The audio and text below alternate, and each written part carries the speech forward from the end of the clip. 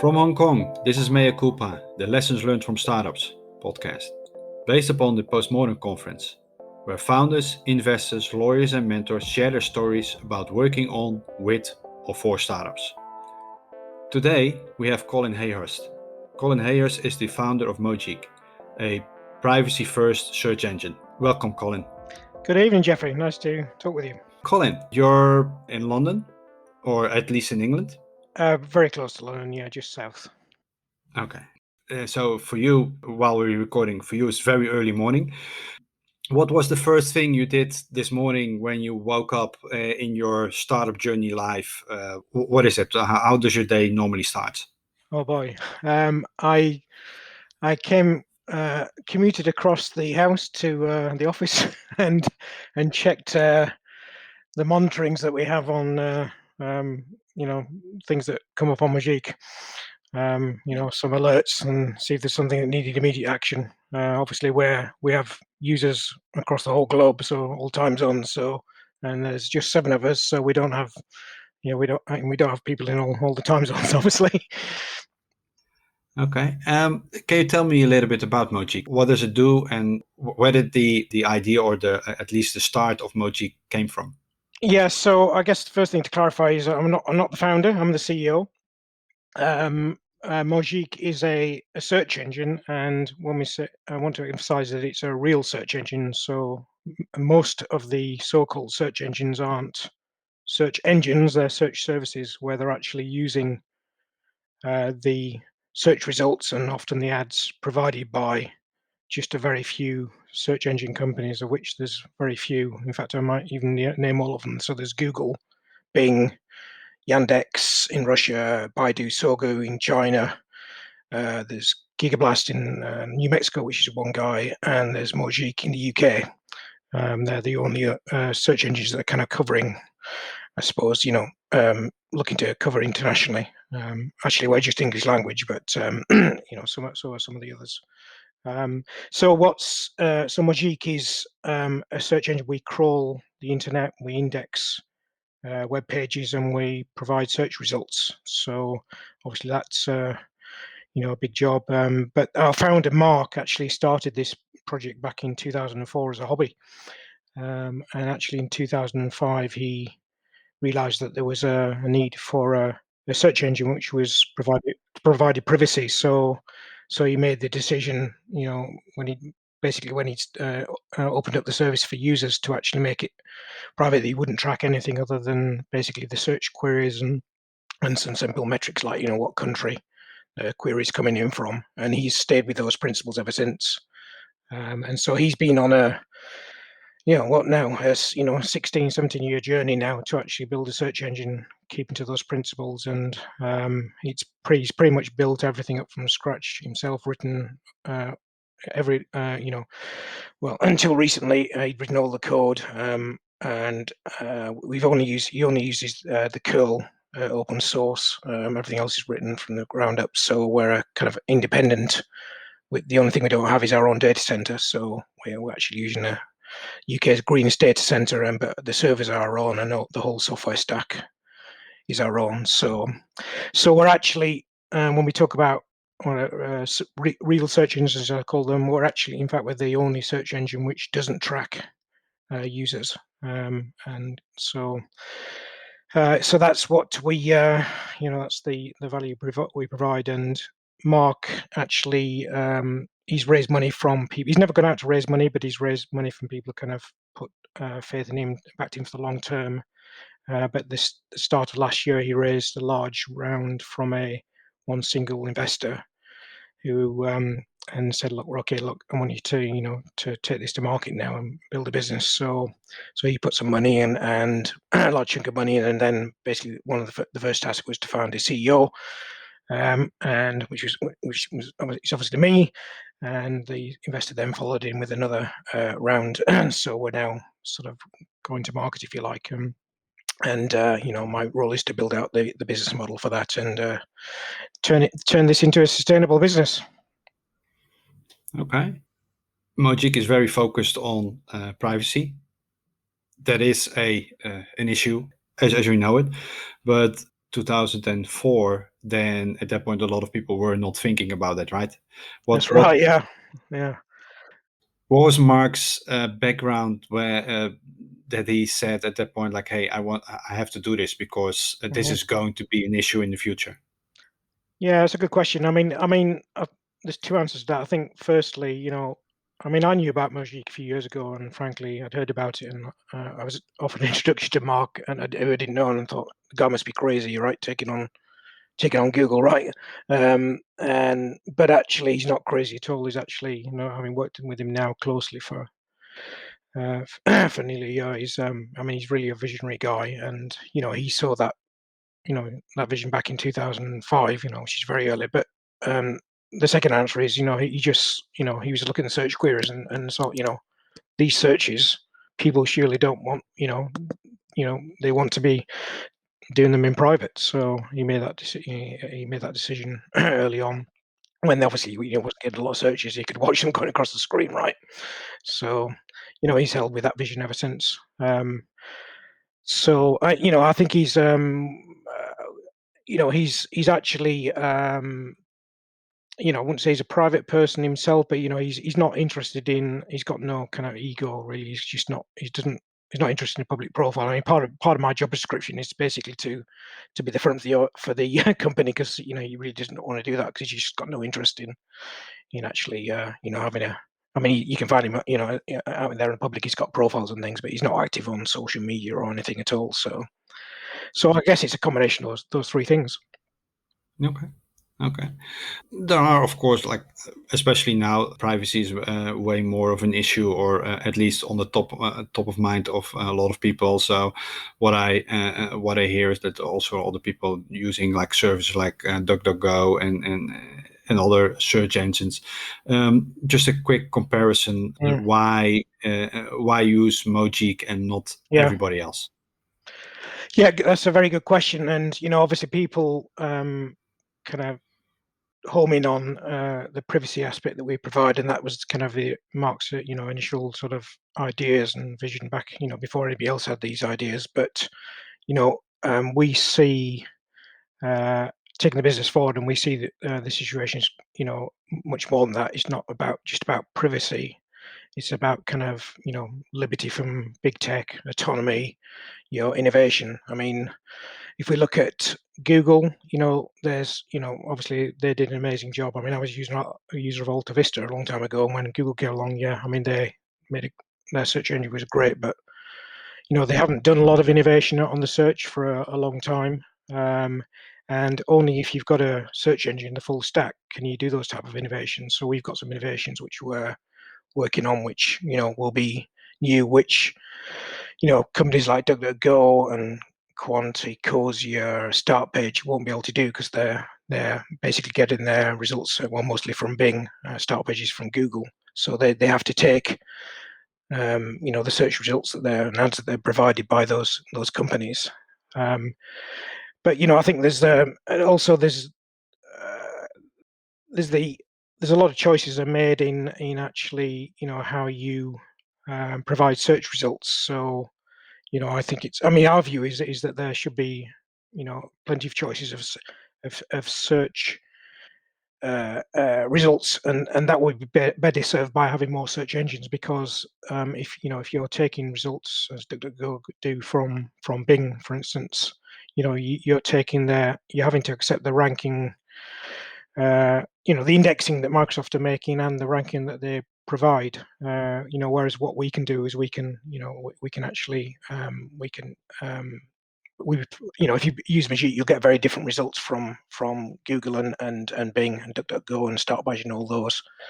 And so it's crazy to have, and essentially we've almost got a monopoly in English language speaking countries with Google. Obviously, it's different in China, right? But why should one algorithm kind of rule our view of the world? Google's ranking algorithm is actually has a huge, not so obvious influence over um, society. I mean, people are very well aware now of Facebook and what that's meant for democracy and so on. But it's not quite so obvious as to what influence the ranking done by and choices made by Google engineers has on society. So as far as I'm concerned, it would be great if there were more companies that were search engine companies like ourselves.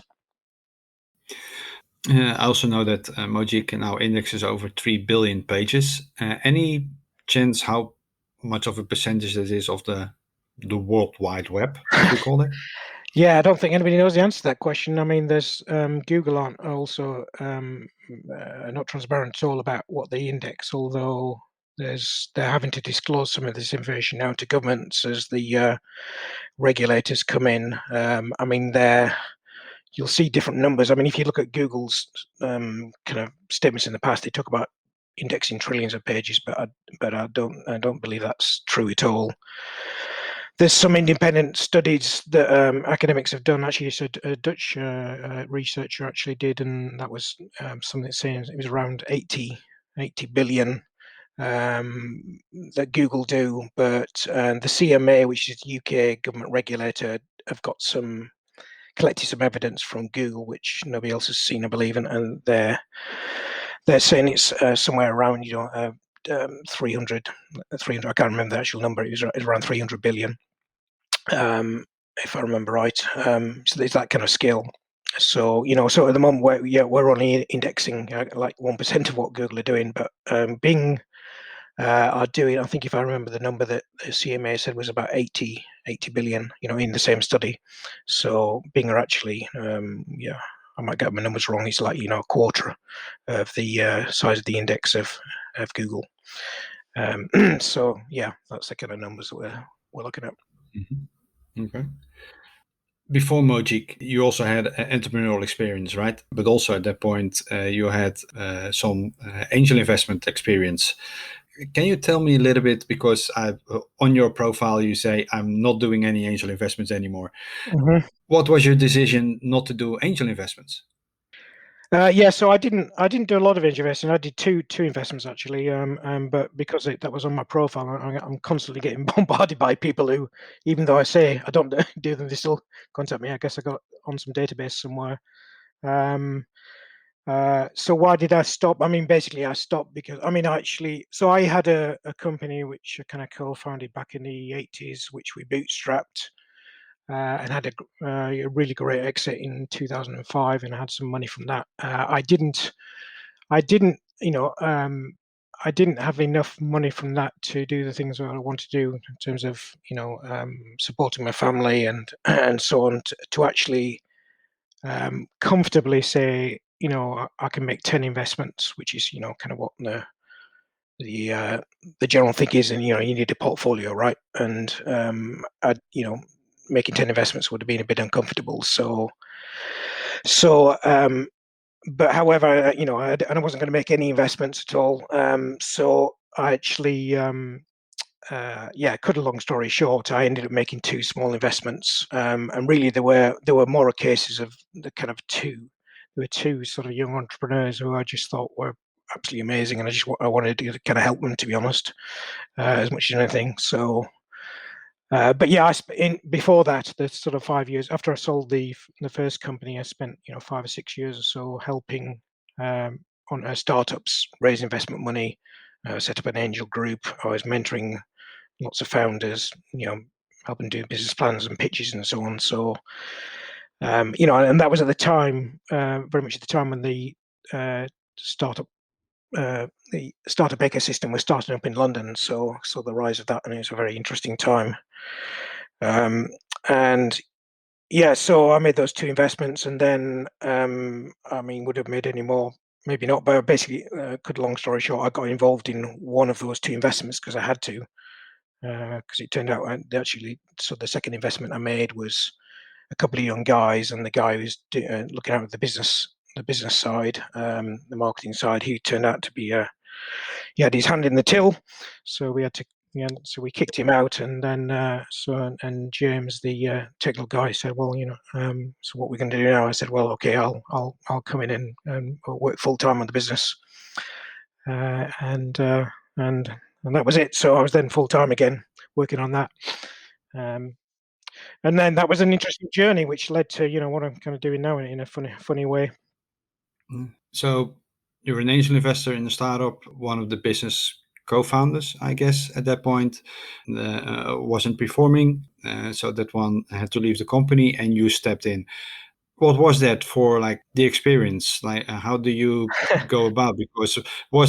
was there for each as a co-founder agreement? Was there Mhm. like, how did the discussion go? It was pretty horrendous, to be honest. I mean, fortunately, I don't know how I would have been able to deal with it if I'd not had to deal with it before. And so in my previous company, I'd had the same, can we say, kind of character. Um, you know, uh, my so I worked with another guy who'd had put his hand in the till, and we'd had to get rid of him. So that was that was like kind of 10 years beforehand. So I'd been through that process, and which was even more torturous. And but I learned a lot from how to deal with um, such difficult people through that lesson. And so I was able to deal with it fairly clinically in this case. And it was very early. I mean, literally, what happened was there was two young guys, and basically they came to me and said, "Look, we've got this idea. Can you help us raise some money?" I said, "Well, look, there's this small government grant fund you can apply for. I think if you like, I'll write the application for you because it didn't take a lot of effort, and me supporting it will help you. And if you get it, then I'll co-finance it because you needed to co-finance it. And to my surprise, we got the grant, so I had no choice. So I had to put the money in, and then literally, we got the money. I put my money in even before we got the money from the government grant, and literally within days, the guy who was kind of the founder CEO was actually taking out money out and spending it on his peccadillos. So spotted that. I mean, I can't remember. It was literally like it might have been 2 weeks. Spotted very quickly and realized what was going on, and I realized. I'd already spotted his, some of his behaviour was a bit strange. I'd seen it before, so we dealt with it just really quickly. But it was difficult because we didn't have all the agreements in place, and we actually had to. Yeah, I mean, it's a long story, but I managed to get his shares back off him, and we all sorted out cleanly. And he was not happy at all, but he got what he deserved. I mean, he was, yeah, yeah. It's there's a lot more stories there, but if I hadn't had the previous experience of that, it would have been. I mean, it probably would have all fallen apart. Yeah, because 2 weeks is quite short indeed. And sometimes you hear stories about that goes on for months, maybe even Yeah, years, before yeah, you yeah. find out. Okay, kudos for you. Then with one of your companies, you also went through Y Combinator. Yeah, so that was the same company. So what happened? Yeah. Went then full time. Within literally just starting, we got with James. James is actually a school kid from Dundee, and we focused on building a product, which was called at that time it's called Stackblaze, and it was basically it was a infrastructure product. So it was like Heroku for PHP, but this is before Heroku was doing PHP. They were just doing Ruby at that time.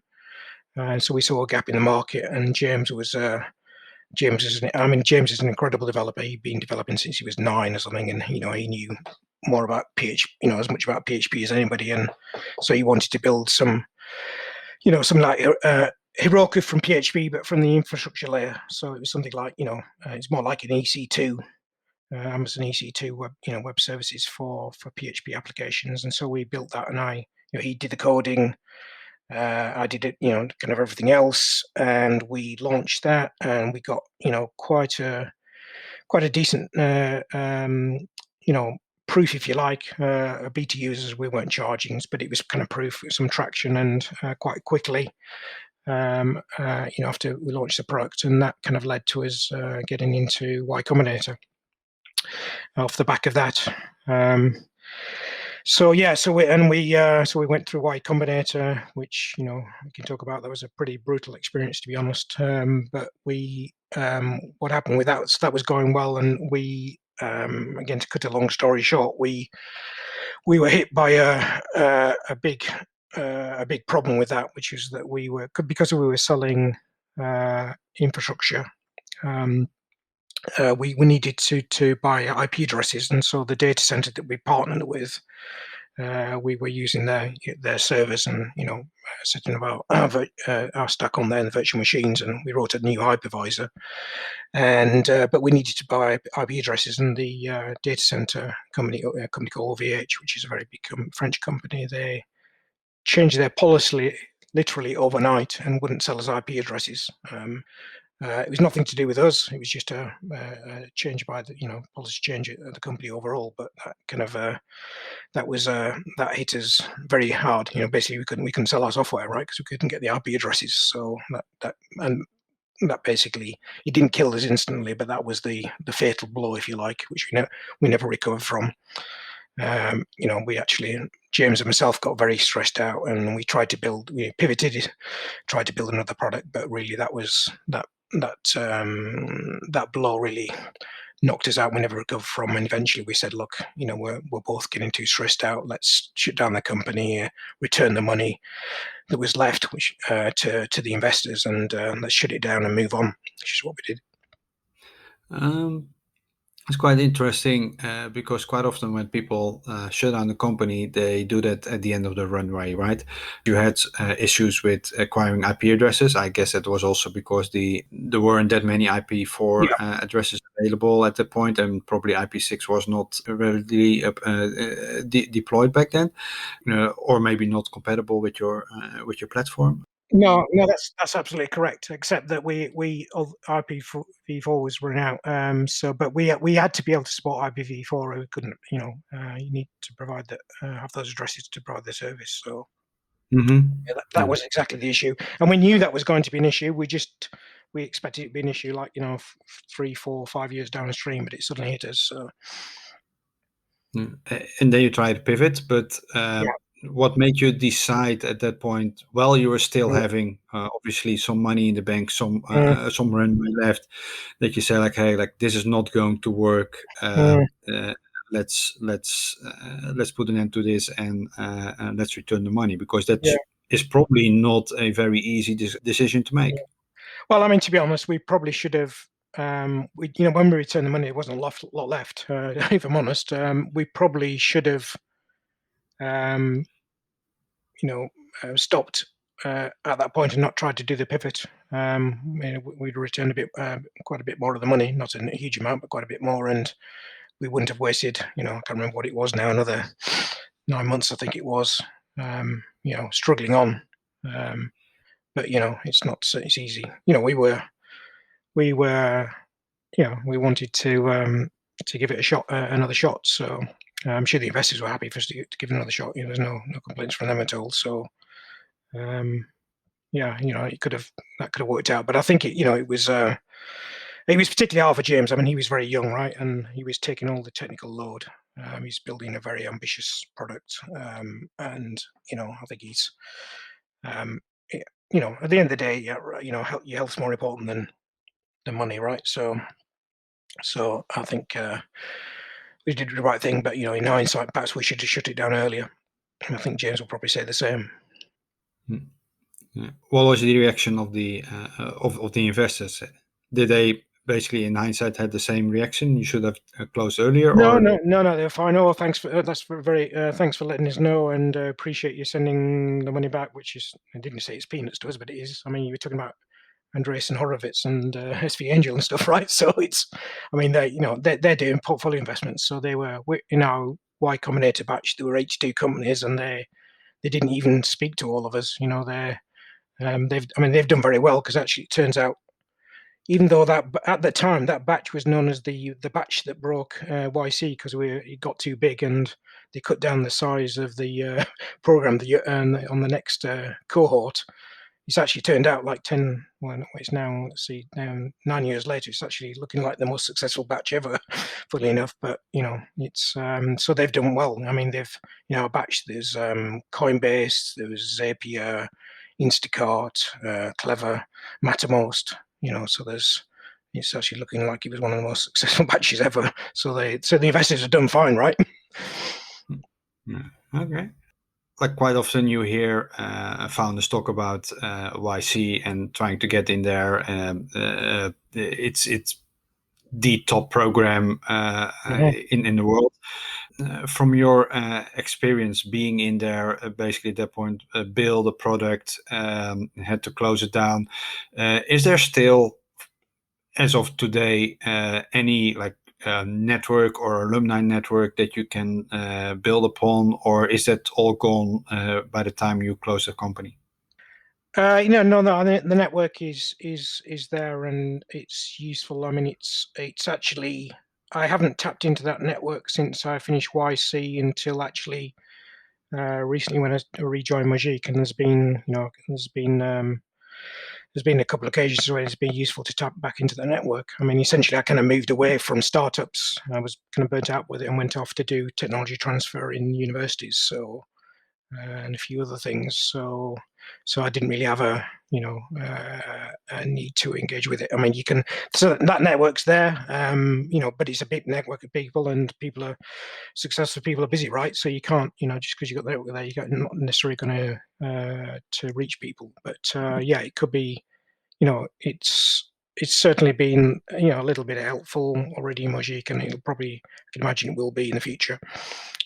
So there's a yeah, so that it's I think network. You'll know any entrepreneur will understand that networking's a key thing. To being able to network effectively it's got to be a big part of any entrepreneur's skill and privilege, if you like. I mean, so privilege to have been through IC, although it was brutal at the time. We didn't particularly enjoy the experience, and it was kind of interesting. It's a kind of privilege to have been part of it. I mean, I was a bit funny experience for me was that this sounds a bit arrogant, really, but I didn't learn a lot from the experience of going through YC because I'd already been built a company and bought companies and exited a company and helped it other startups. I mean, what I did learn a lot about was Silicon Valley culture. And startup thinking, even though I've been traveling to California for 20 odd years, I really, I wasn't really part of the, certainly the internet startup scene. But it's a great program. Some incredible people on the were on the program, and it's a privilege to be part of it. But it was a kind of a mixed experience for me. Okay. Yeah, you also touched upon a little bit about IP commercialization from universities. Mhm. How did you end up there, and how did you, yeah, see that? Is there things Mm, still to do? Is it something, because you quite often hear about it, and sometimes you hear mm, spin-offs from universities, but especially when a dormant IP waiting for a application, do you see mhm. uh, some some progress there, or should there be more effort to bring that into market, or is that a lost cause? Yeah, a good question. I mean, we could have a whole podcast on this topic, right? I mean, I've got some some interesting views on this, I guess. I mean, I've done 2 periods working doing university tech transfer, and it's a very particular and difficult challenge. I mean, the problem is that you've got universities are IP rich and totally risk averse. They're very bureaucratic, political, run by committees, and so it's like oil and water. So it's to do doing spin outs from universities has got all sorts of different challenges, difficult challenges, and there's a lot goes wrong. There's a lot could be done better, but yeah, we could have a whole podcast talking about that. I mean, why you asked why I got into it. I got into it because the first company I did is we were doing R&D work. I actually did a part-time PhD. I mean, my kind of technical my expertise, I suppose, is in kind of algorithms, building algorithms, which were kind of publishing papers on them. And so I guess there's a bit of a I mean, a couple of times I could have been gone down an academic route, and maybe there's a bit scratching the academic itch there a bit. At I'd always loved physics, and maths, and I'd actually trained as an engineer, but and this job came up to be to actually be kind of I mean, I wasn't called this, but essentially I was kind of entrepreneur in residence in actually a physics department, but also working in the mathematics department, and so that was like in terms of um, technical interest, it was just like you couldn't wish for a better job. But in terms of the bureaucracy and the dealing with the institution, it was pretty horrendous. But I had some great fun. I mean, we worked on 5 different spin outs, and this is from a department that had never done a spin out and hadn't really done nothing with universities. So I worked on quantum computers, I worked on quantum sensors, lots of machine learning applications, and nanomaterials, photonics. So it was like a kid in a candy store in terms of uh, technical stuff. But the institution was just driving me nuts, to be honest. So I had to get out. And cut a long story short, I jumped out with one of the spin outs that I helped to create. So And you jumped out because you saw that there is like too much work to do, or there's not enough support from universities, or what was the main reason, if you can name one, I just that you? just total frustration, the bureaucracy and the risk averse nature of the university. I mean, the thing that what actually catalysed me leaving was, I mean, it's a graduate process. What catalysed it was there was another spin out which I'd lined up to do, and which was actually a machine learning application. It's basically taking technology from the Large Hadron Collider and some machine learning technologies and actually commercialising those. And so I was going to jump out with that spin out, and the technical guy there was, asked me to be, was interested in me being the CEO, and I said, well, okay, I didn't really want to do it, and I couldn't find him another CEO. So eventually I said, look, okay, I'll do it. I'm getting a bit cheesed off, and then so I went to the university and said, look, we want to do this spin out. Suf, who's technical stuff, wants me to help him, and obviously we need to raise some money, and they said, well, okay, but you can't have any equity. And I said, well, you want me, part of my task here is to commercialize research, create spin outs, and you want me to, you want me to create impact, and to do that, we need to raise some money for this spin out and take it forward. We need somebody who's going to lead the business side, but I can't have equity. What are the investors going to say? So they're not going to invest in a startup where the CEO, whose hands on full time, has got no equity. So this is totally ridiculous. So can you think again? And they thought again, and 5 months later, they said, no, we've consulted the committee and said no, you can't. So that was the final. That's when they said that was it. And so actually, what I ended up doing is ended up joining another spin out, which had two guys had already left. I'd helped them set them up, wrote the business plan and set them up, and they were doing they'd wanted me to join them from the start. But when the other one fell through, I said, they said, okay, Colin, why don't you come and join us? So I went out with them.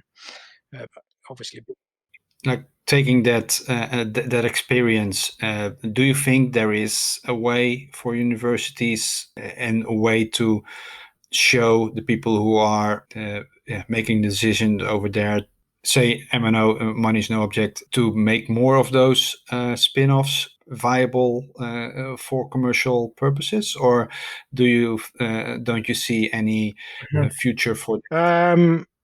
A short answer would be no. But that's kind of too simplistic. I mean, obviously some universities have done a better job where they've got more. I guess there's more things that can be spun out. Where there's more resources there, and a bit more forward looking. But it's. I mean, there's so much wastage. The thing is, you hear about the good stories of the spin outs from universities, but there's so many disasters stories. And frankly, unless you're lucky enough to be in one of the universities that have got it right, of which there are very few, or one of the very wealthy universities, should we say, then the only way you're going to do it as an academic is probably to be a maverick and just do it your own way. Just do it your own.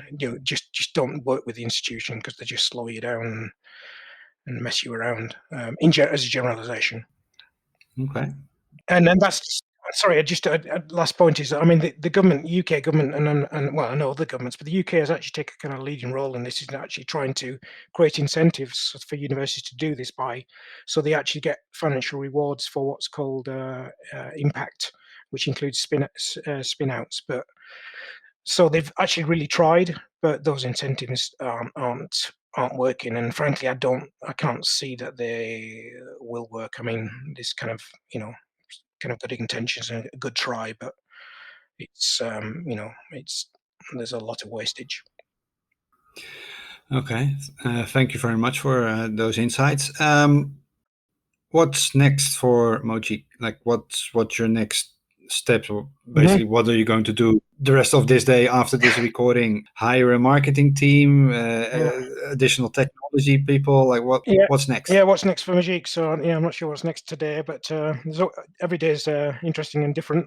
But I mean, we're actually we're in the process of we're expanding our servers by 50%. So we've just the ships just arrived from Taiwan with our new in Rotterdam with our new servers on, so they'll hopefully be getting those soon, and we put those into data center. We've got maps which we haven't got yet, which will be rolling out in the next couple of months. We've got a new expanded news product, which with some new innovations in which I don't want to talk about now, but that's going to be interesting to see how that works. And then, most importantly, I guess we're in 1st of March. We're going live with not publicly with our first set of advertisers. So we're going to having search advertising, obviously, but without tracking. So it's like I mean, there's this false dichotomy that you can have ads and privacy. It is possible, right? And particularly with search. And so we've got some initial advertisers that we'll be starting to be partnering with in from March, and be interested to see how that goes. Because if you want to do search advertising right now, you've only got two places to go. It's Google or Microsoft, right? So we'll be a third alternative.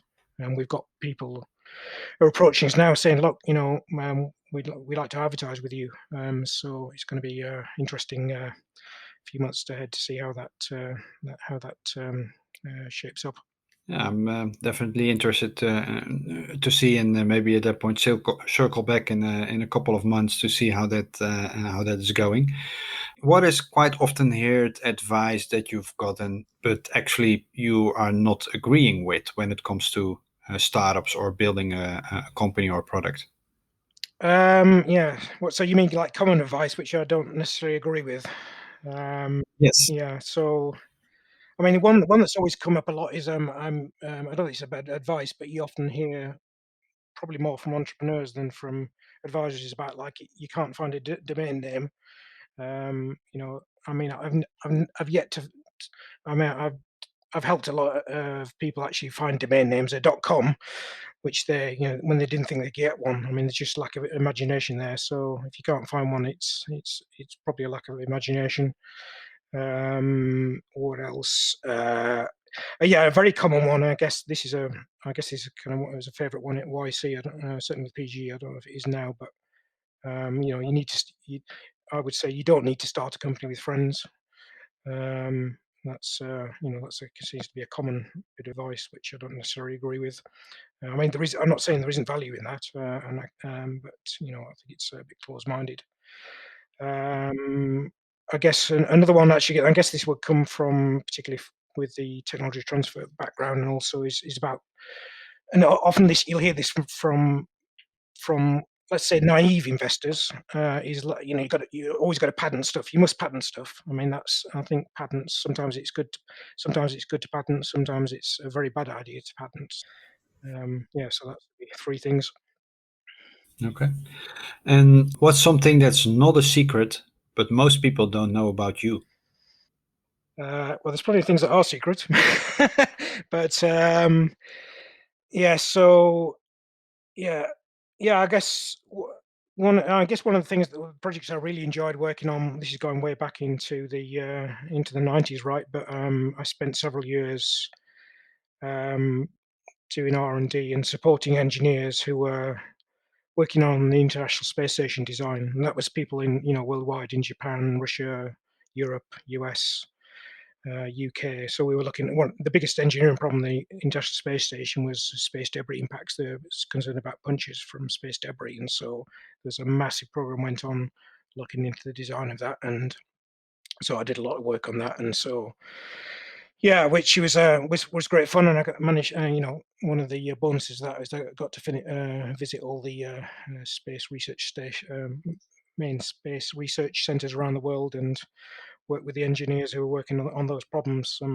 So yeah, that was people that who weren't that have worked with me since wouldn't know I was working on that stuff back in the 90s. You've definitely been around on different levels of technology, but also on different levels of the globe.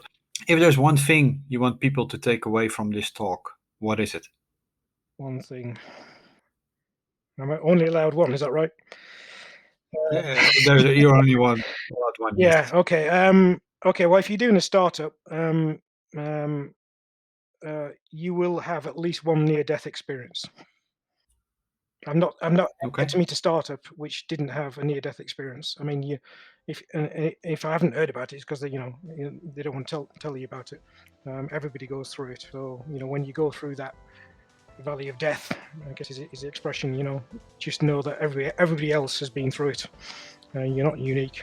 Okay. Thank you very much. I want to thank you for your valuable insights and sharing of your lessons learned in startups. For the listeners, although the rating system of podcasts is hideous, if you like this Mea Culpa series, you can rate this podcast with 5 stars as a motivation for the makers. Thank you for Copy Ventures for making this series possible. Any suggestions on guests in the show notes, there is ways to contact us. This is Jeffrey Brewer, and go out and build something meaningful. Thank you, Colin. Thank you, Jeffrey.